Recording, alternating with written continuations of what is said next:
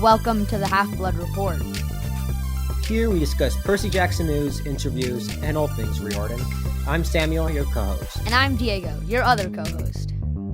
And today on the podcast, we have a very cool guest. Yep, Jennifer Cervantes is the author of the best-selling Stormrunner trilogy from Rick Riordan Presents, and the conclusion of the series, The Shadow Crosser, just came out, and we're so happy to have her on to talk about it.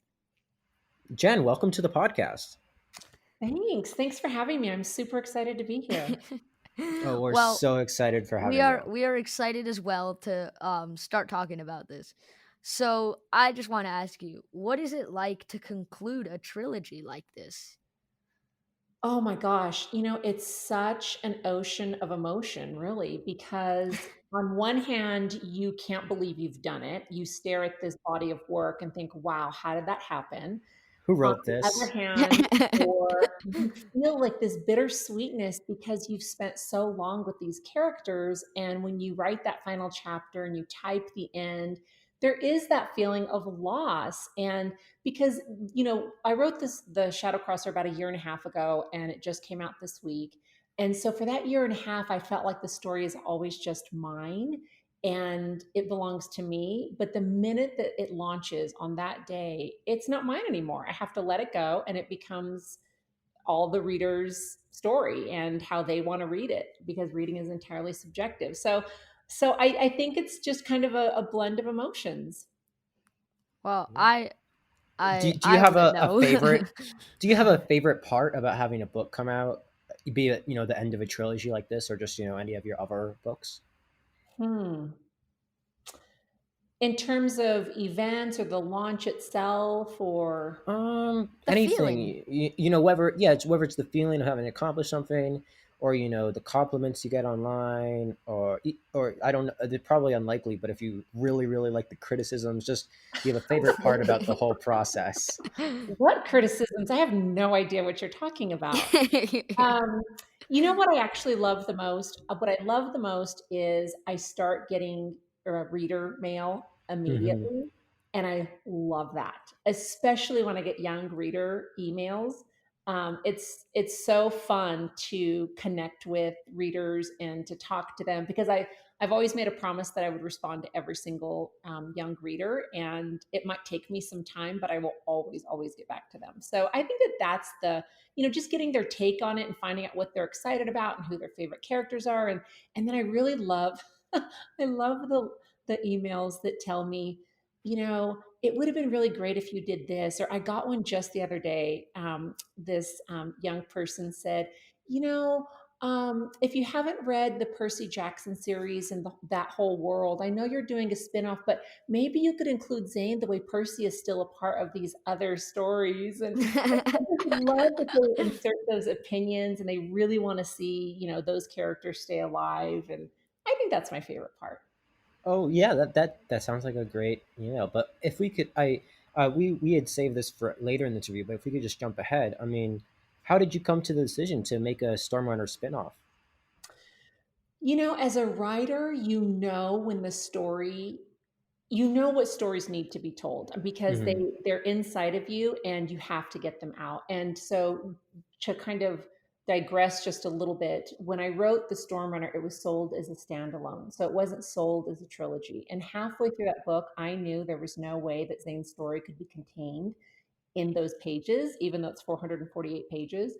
Whoa. And then comes the Firekeeper and the Shadow Crosser. And about halfway through the Shadow Crosser, I knew that this was Ren's story. I could see her really coming to life, really thriving in the story, wanting to take over. I could feel that sense from her. And so the way that the Shadow Crosser ends, there are some loose ends that have not been tied up. And it didn't feel like that was Zane's story to tell anymore. It was really her story. That's so nice, and I mean, Yeah, we're, we we're not complaining. yeah, I'm just but I mean, is there anything you can tell us about the Throne of Sand? Is there anything I can tell you? Well, I haven't started Aliens? writing it yet. I can tell you that, but I do have it loosely plotted out.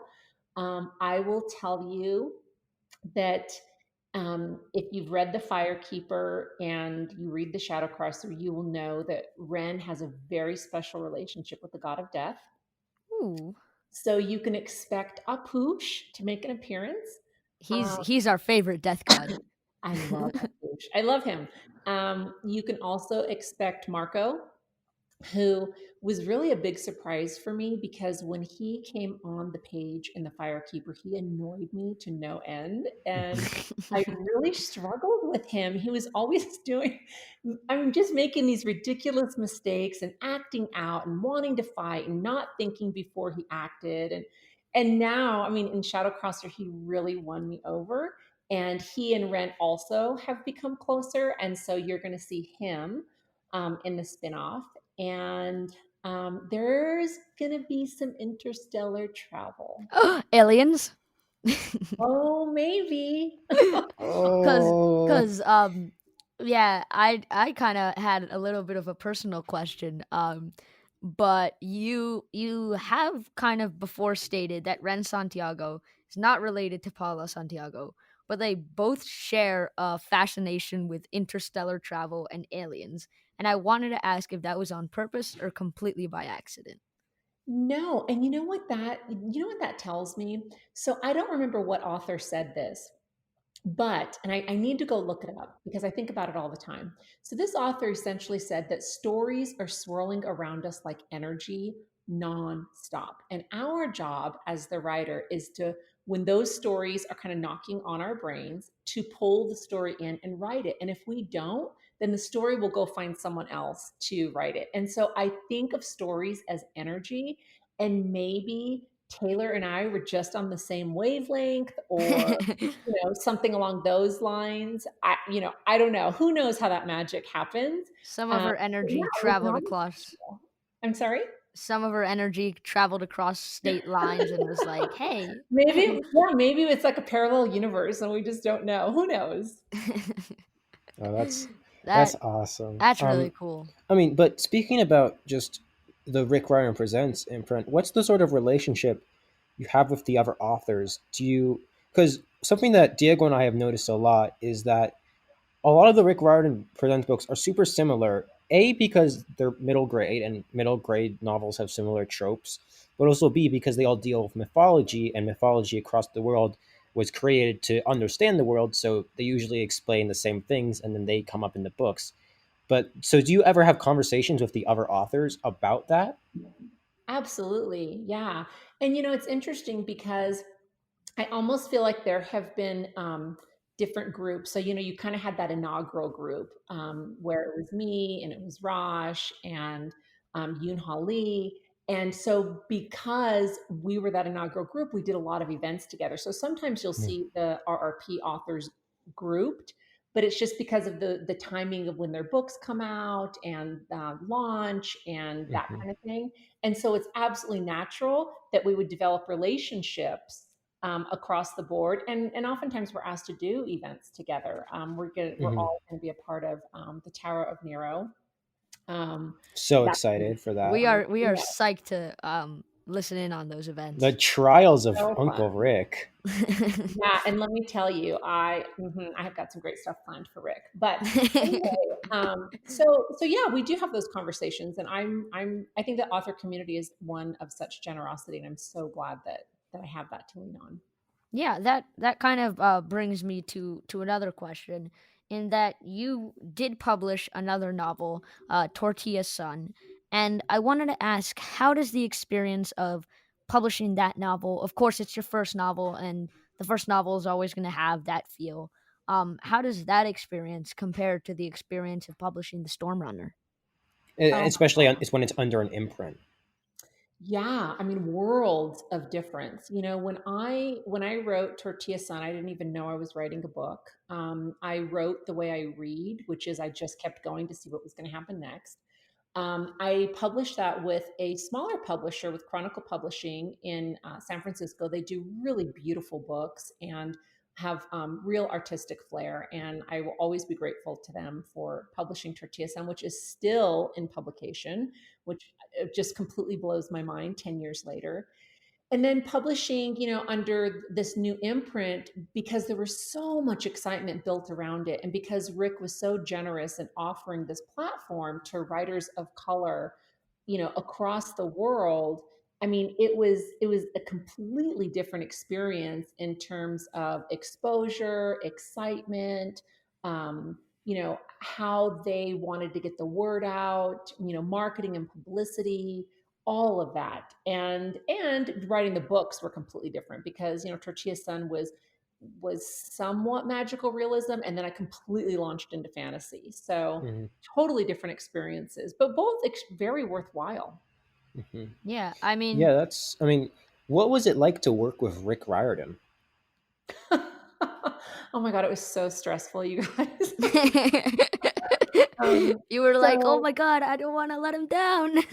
I know. I mean, here's the thing, so I remember when I got the call that they were going to publish the book, and you have that moment of celebration, and then I went into this complete panic-stricken mode of, oh my god, he's going to read this book and he's going to provide edits, and you have to understand, I had been reading Rick's books for years, not just Percy Jackson, but the Magnus Chase series and the Red Pyramid series, and so this is someone that my kids have read and that I read. And so it felt so surreal. And I was terrified. And then I can remember being invited to BEA, and I had not met him yet. And I had not met Stephanie, editor extraordinaire, who we all love. Yeah, she Um, she has been so kind to us, and she's we've heard amazing. so many great things about her. Yeah, I'm so excited we're going to do more books together. But I didn't know who these people were other than through some email. And so I arrive at BEA, and I'll never forget. I told this story, I think, at one of the bookshops this week. I was in my hotel room, and I thought, I can't go. I can't get on stage with Rick Riordan. Like, no, like the reality hit me so hard. And I finally was able to get myself there. One of my daughters actually helped me. We're big Rocky fans. And so she sent me a clip and was kind of tough love and said, pick yourself up and go. You have to go.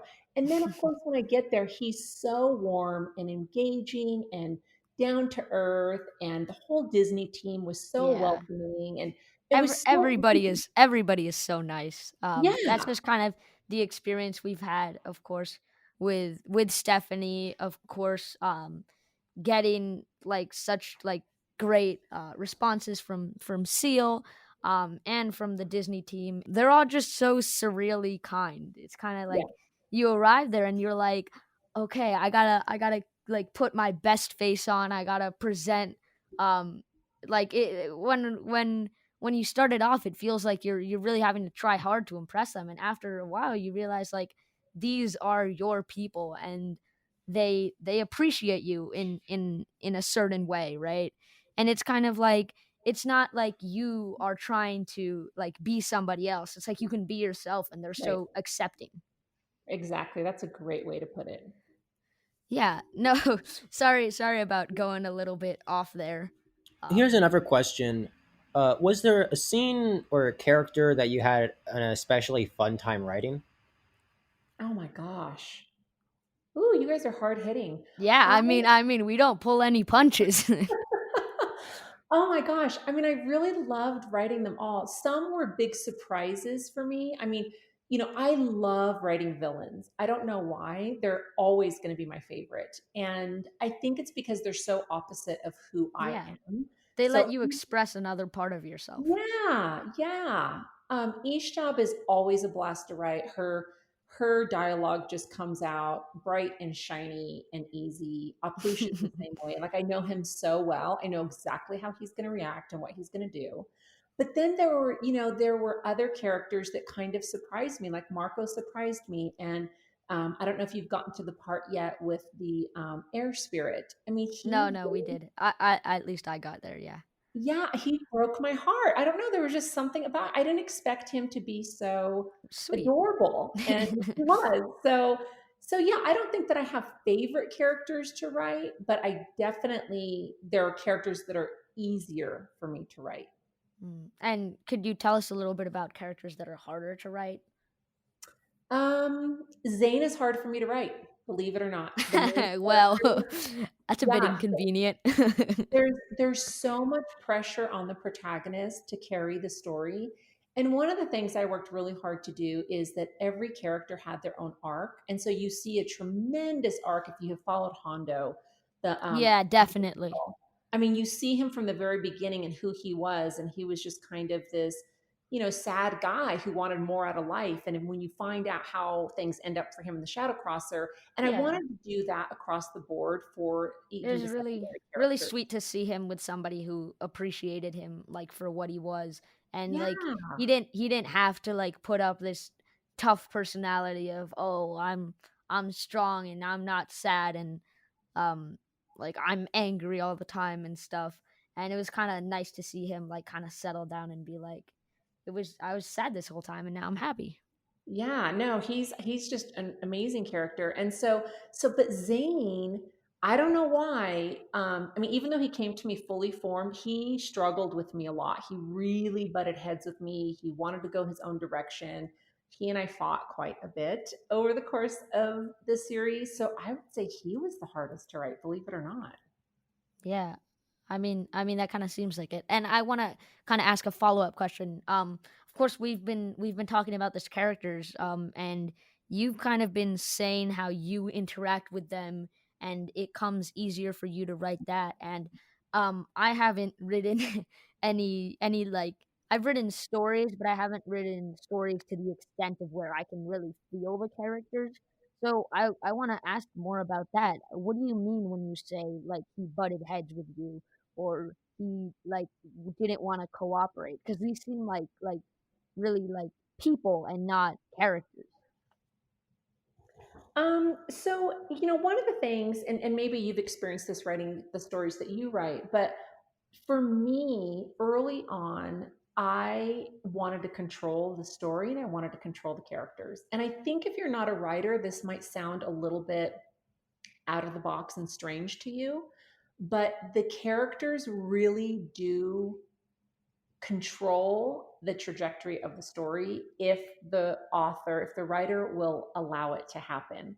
And whenever I've tried to control the characters, so I want to put words in their mouth, or I really want them to go in one direction because that's where I want the plot to go, it always ends up a disaster and the scene doesn't feel natural to me. I feel bored writing it. And if I'm bored writing it, trust me, you're going to be bored reading it.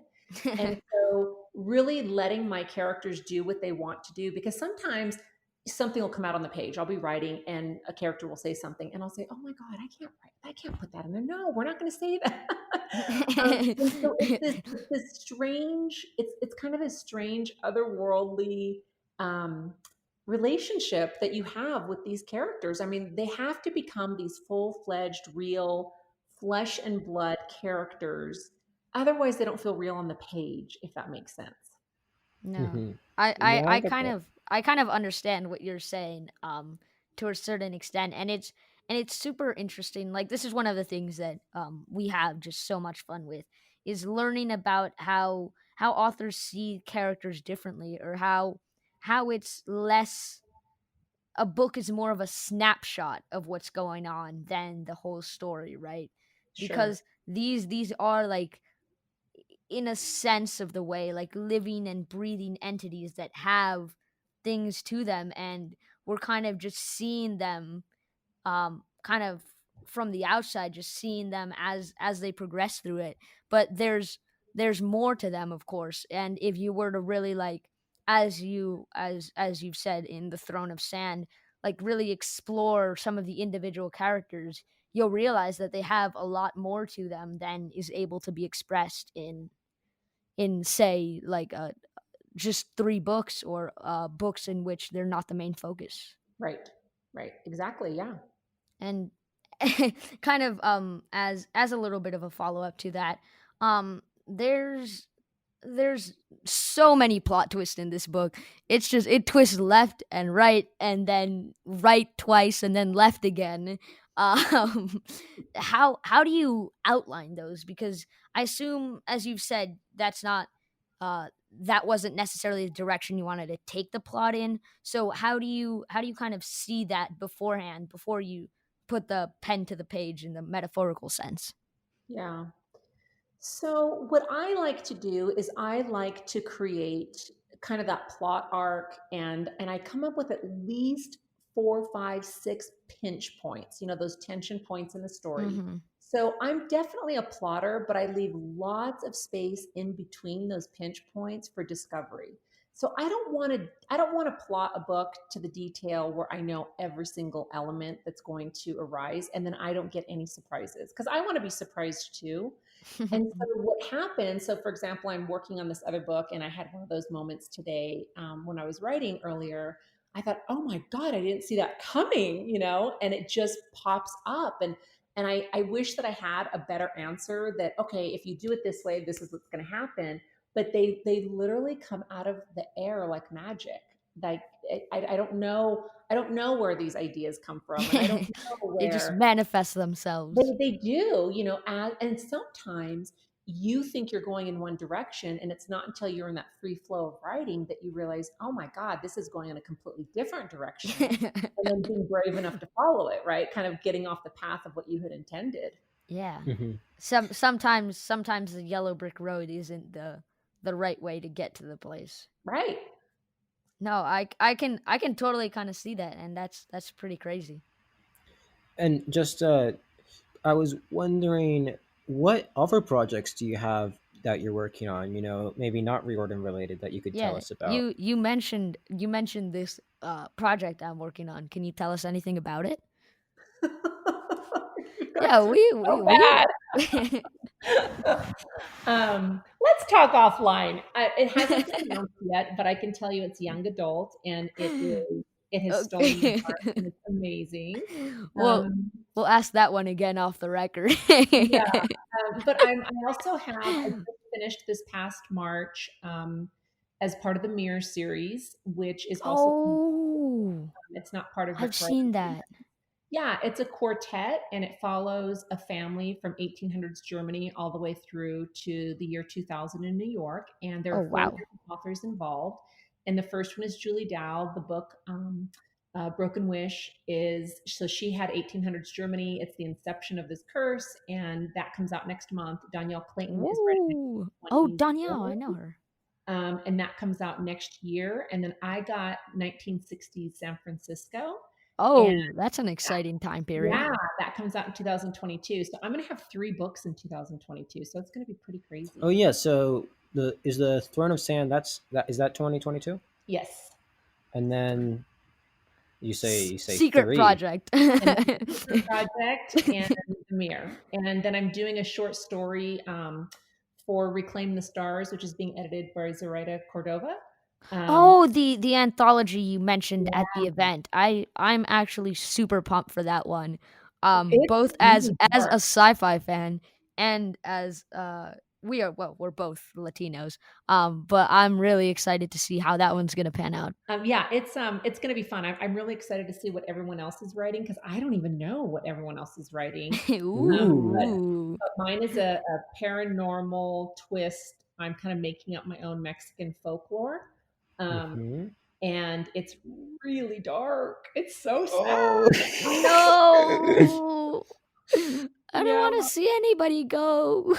Well, it's just I was writing it yesterday and I can only work on it for like 30 minutes at a time because it's sad. It really makes me really sad to write it, but I'm super excited because it's something very different from anything else I've ever done. Yeah. Do you ever get like just super angry and decide to take it out on your characters?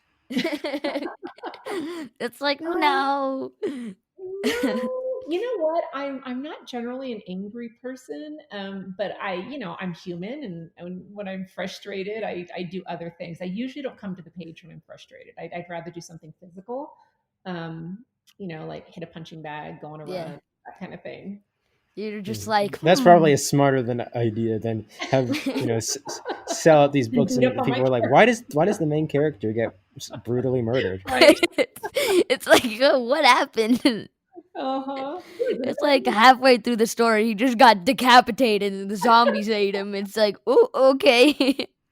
That was kind of a weird plot twist weird, there, but weird okay. twist right there. Yeah. Somebody's kind of sitting around in 2021 wondering, like, I wonder what Jen is doing right now. And it's just like cuts to you punching a bag, like, ah! It's you or my character's punching bag. That's exactly right. That's You exactly right. choose. But no, yeah, I kind of had another question about that, which is how do you how do you because of course your books, well, at least the Stormrunner trilogy, it has a lot of mythology and connections to history. And of course, in Mayan mythology, so much is unknown. So how do you navigate around those gaps that can't be filled? Gosh, that's a great question too. So I grew up with a lot of these stories and I took them as, gospel, right? Like, okay, that's exactly how it happened. And I was obsessed with Greek and Roman mythology growing up. And as I started doing my own research for this book, and I was looking at one of the primary sources of the Popol Vuh, and then I started doing other reading, and I just have so many books on Maya and Aztec, from languages to culture to archaeology to art. I very quickly realized that after the colonization, the Spanish came over in the late 1500s and everything was destroyed, that so much of the narrative had been cobbled together. And depending on who cobbled it together, that's the lens you're going to look through.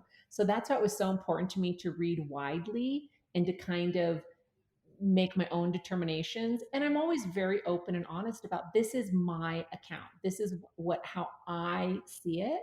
I am hoping that there are going to be other um, you know Latinx writers who also are going to write these stories, because there's not one person who can write this mythology. Yeah. That's the beauty of it. So I had to use a lot of my imagination. I fictionalized some of the gods. One of the things that I quickly came to realize is the incredible timekeepers that the Maya were. And yet I could find nothing in the records about a god of time or goddess of time. And so I made my own up. And I think that, a lot of colonized civilizations, as we look at those ancestors and we look at, fast forward to today, people have had to do that. We've had to fill in the gaps with our own imaginations, unfortunately.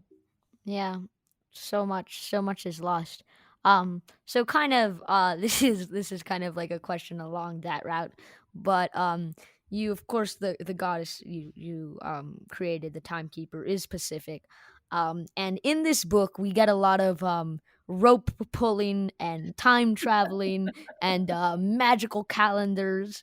Um so I kind of related to the loss in history of Mayan mythology. Do you wish sometimes you had the time rope and you can just jump around to quickly check up and make sure this was true or not?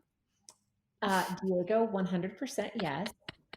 I wish there were alternate universes. I wish I had a time rope. I wish that I had laser eyes. I wish a lot of. I wish vampires were a thing. Yes, absolutely. That would be incredible. Yeah, And you'll that'd be obviously, pretty useful doing research. It's like, I wonder what yeah, happened. exactly, right? Yank, Here's the yank. primary source.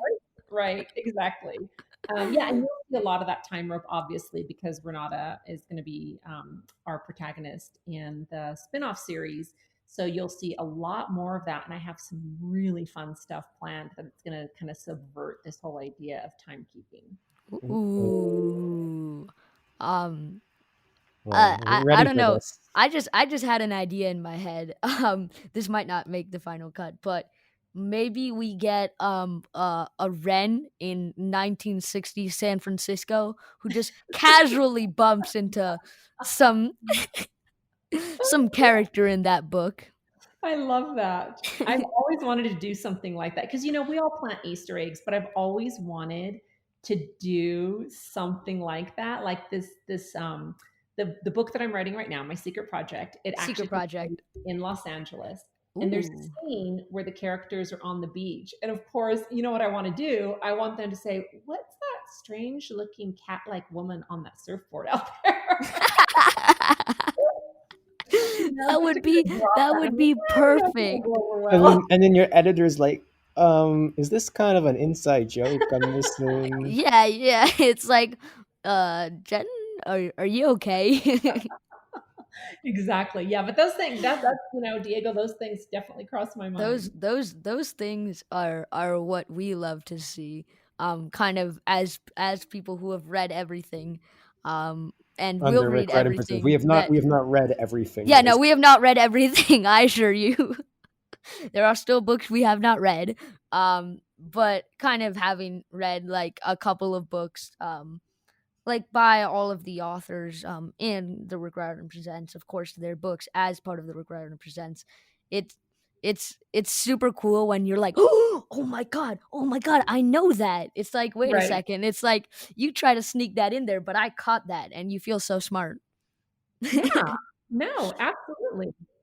Yeah, I wanted to ask, do you feel any similarities between you and your characters? Do you have any, specific things that you relate to them in? Oh, I definitely think that there are elements of each character that you see yourself in, um, for sure. Or even kind of the characters that you're nothing like that you wish you could be like. Hmm.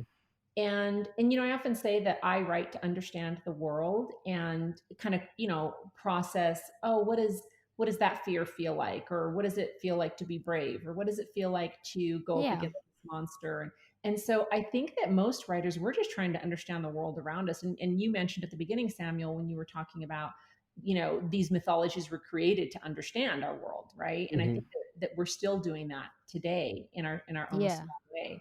And so, yeah, I think that there is a part of me in all the characters, definitely, yeah. even in There's Pooch. Yeah, even yeah. up Pooch. Even Pooch, especially Pooch. Um, yeah, cause I kind of to reiterate on that. I do feel as though, even though every character is fictional, of course, there are still like pieces of the author's life that kind of leak in into the novel. And kind of on that line, I wanted to ask if there are any like events either from your childhood or as you grew up that have impacted the things that you write in your novels.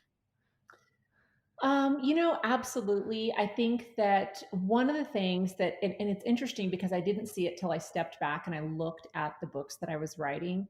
Every single book has this theme underlying it, in different degrees of belonging, right? Hmm. Not feeling like you belong, wanting to belong, feeling different from other people. And I definitely think that, most people have experienced that if they're Yeah, being honest, and we've all experienced it in different degrees. And so I was never bullied as a child, and I had lots of friends, but sometimes when I look back I think that that was just the cover, that was the exterior, that was the, okay, I'm going to be an extrovert, but really deep down I was much more of an introvert than I let on. But you adjust to other people's expectations to fit in. And so I think that that's something that definitely carries through every single, whether I'm writing middle grade or young adult, it's something that carries through all the stories. Hmm. yeah. I That's I nice. I can definitely empathize. I think everybody can empathize with with Feeling a lack of yeah, belonging or feeling just trying feeling Mhm. to a fit lack of belonging or trying to fit in. And I definitely think like at least in middle school or high school, there's definitely like a lot of changing yourself in order to Oh, fit yeah. what people feel. And of course we I don't think this is a secret or anything, but we're both high schoolers, and there's a lot of things that we're kind of experiencing right now, and it's really Sure. cool to learn about how other people have dealt with it and how it's impacted them. Okay, Absolutely. despite the fact that this is being a really beautiful conversation and you're both totally right, I am going to have to put a huge asterisk next to Diego being in high school because he has not No, I'm started in ninth ninth grade. grade. Okay, fine. You haven't started it yet. Shh. I have actually, they postponed the start of school.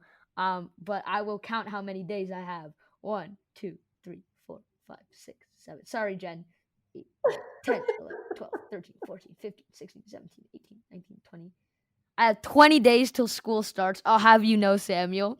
And within those 20 days, I will both turn 14 and formally enter high school. So I'm wagging my finger at you right now. I don't know if you can Oh, hear it through the microphone, but that's amazing. Well, enjoy the 20 days before the beginning of school for sure. And so, are you doing virtual schooling when you do go back? Yeah, actually, it is kind of a side tangent, but no. Um, yeah, it's been. I wanted to ask you a question about this. But no, yeah, I am doing virtual schooling actually up until November. I'm gonna be doing virtual schooling Yeah. I think I'm because probably going to be doing it almost all year. I'm not sure if they're going to yeah. change it, but I think I'm going to Wow. be doing it all Yeah, year.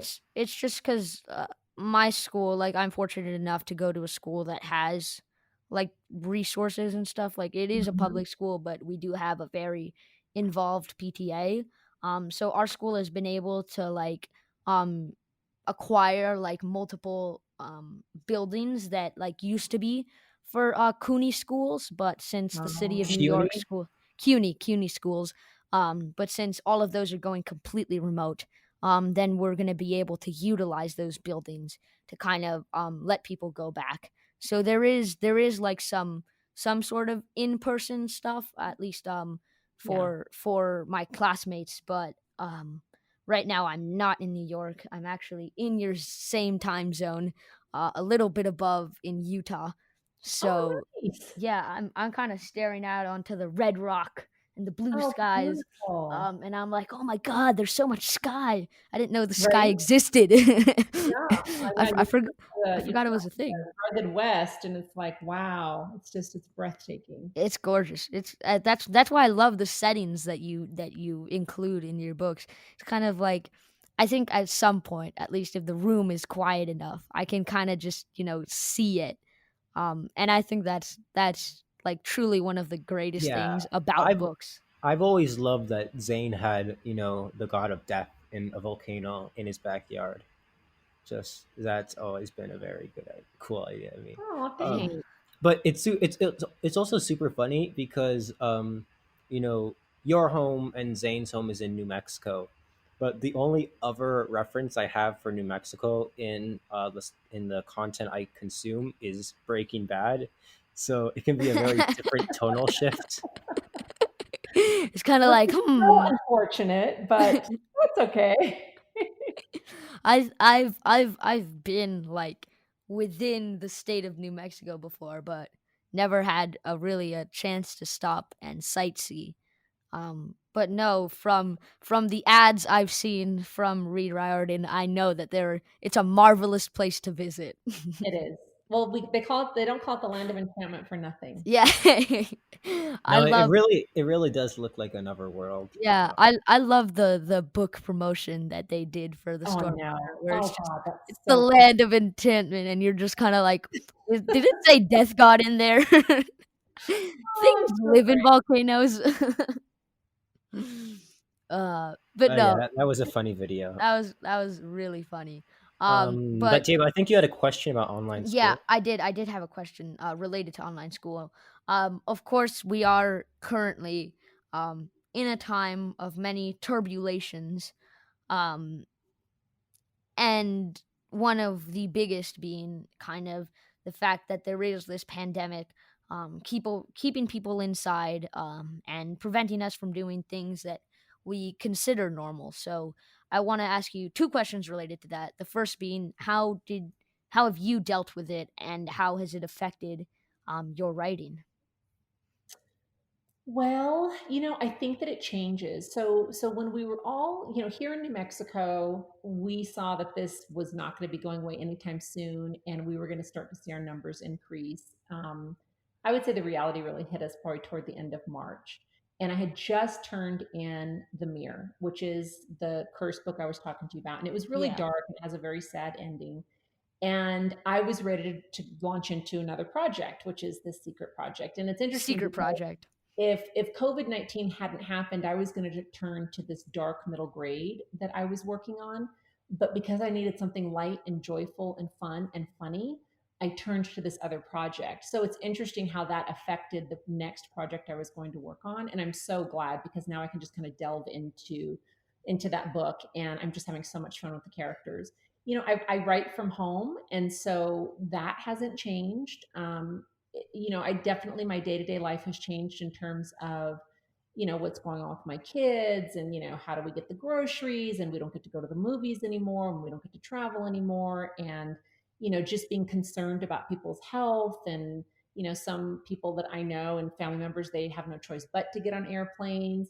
And so from a personal level, it's definitely, I've been affected that way. And then of course all of us, I think, have been affected at the trash fire that is going on around the world, because look at the way COVID has affected our politics and social justice and so many other elements that I think, I don't think we'd be human if we said it didn't affect us at some level. Yeah. Hmm. Yeah, I definitely think I mean, that it's affected our while podcast. We yeah, have this thing it covered. definitely has. Sure. Um, at the beginning of the book, I think Samuel and I were actually talking about this on the podcast. I don't know if you listened to that episode, but we were talking about how Zane is doing remote school, and we were Mhm. wondering if that was a change beforehand or a change afterhand, and really like kind of what's going on with that, because it was kind of Is mentioned at the essentially, beginning. is that a Yeah. reference to what's going on right now? Yeah, so I did listen to your podcast. I actually listen to your podcast often. Oh, Ah. I do. I told you this was like the most exciting interview for me all week. I couldn't wait for Saturday to get here. Um, I We know. couldn't So, either. so remember when the Storm Runner opens, Zane has been homeschooled for a year because he just doesn't want to deal with all of the social antics that go on in his middle school. So hmm. he only goes back for a little bit. And because he's always out there fighting demons and monsters and is on these quests, he can't possibly be in school. And so I just continued that. And, then remember he's on the island and he has to be there to be protected. And Ishtab is hiding him. And there's, all the magic that surrounds the island. And because the gods can't know he's alive. And so he has been doing homeschooling over the course of all the books. And so I kind of snickered when I heard that, because I thought, oh, I wish that I were a seer, but I'm not. And anticipate a global pandemic that would shut down schools. So that was just part of the natural trajectory of Zane's Yeah. education. Hmm.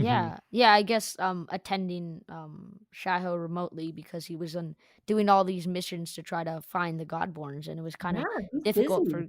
for him to get that stuff. And actually, this brings me up to kind of another one of my kind of final plot Oh, questions or before so. you go to Oh your yeah. final question, Diego, I just wanted to say that it kind of makes sense for Zane to do so much homeschooling. It's a lot more efficient than Percy Jackson just blowing up a school every year. Although that would be fun too. Yeah.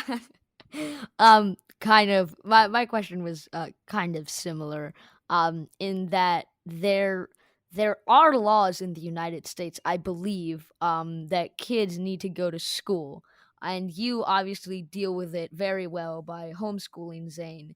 But I was wondering, what are your thoughts on all the other kids in these novels kind of breaking all those laws and getting lost on quests and adventures?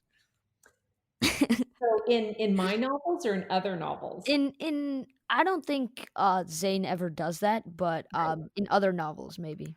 In any novels, Yeah. yours or others. I guess for me, it's always about the suspension of disbelief, and I'm so much more interested in the magical quest and the adventure than The the going to authorities. school. Yeah, and it's funny because I was always a good student, and but man, I just did not love school. I mean, it was like pulling. I grew up in San Diego. I would ditch class. Sorry, mom. I would ditch class to go to the beach. I mean, and the funny thing is, I didn't even have like this great reason to get out of class. I would just ditch school, go to the beach, hang out, read books, do my own what I considered adventures. Really was doing nothing wrong. Um, until my parents got a letter from Dr. Love. That was literally his name. And he was my science teacher, and I didn't realize, oh my God, I missed 16 classes one semester. Oh my god. No. And he sent a letter to my parents, and so my days of ditching were over after that. Oh, I mean, I I mean, so I don't think mom really I mean, I'm sure you made her proud writing those books, so I think she'll forgive you for And I getting do in not some condone ditching school. It is yeah, not a good thing. Yeah, some definitely. advanced No, research on the San Diego beaches. definitely don't do that. Right. But I just wanted to say, while we're on the topic of your mom, she did a great job as an oracle. Oh, thank you. She was so excited. And so, a funny little backstory to that, Andrew, who put that together with Disney, they didn't want me to know. So he had to stalk my family, like my kids. And then he goes, "Oh, then I Oh my god. on social media." And he said, and then I felt kind of weird. And I thought, oh, I can't stalk her daughters. So he found an article on my mom.